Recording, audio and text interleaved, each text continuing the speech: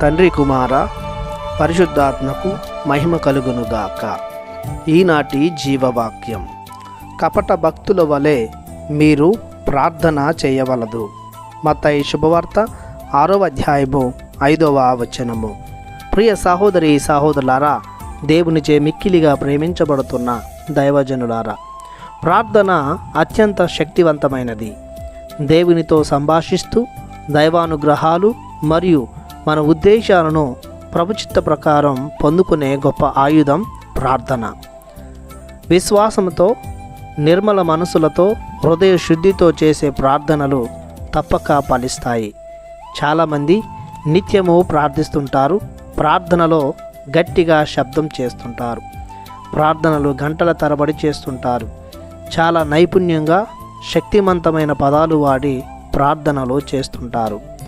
అయినప్పటికీ వారి ప్రార్థనలు వారికి సంతృప్తిని ఇవ్వడం లేదు.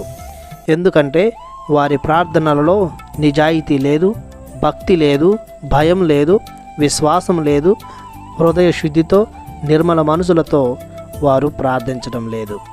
స్వార్థం, కపటం, అసూయ తప్ప, వారి యొక్క గొప్పతనాన్ని చూపించుకోవాలన్నటువంటి తత్వం తప్ప వారి ప్రార్థనలో మంచి అనేది లేదు.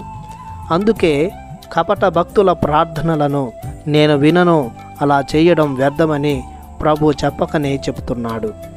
ప్రతి ఒక్క దైవ భక్తుడు ప్రార్థించే ముందు పరిశుద్ధాత్మ తోడుతో, దీనతతో, వినయంతో, మంచి మనస్సులతో, దైవ భయం, దైవభక్తి, విశ్వాసం కలిగి ప్రార్థించాలి.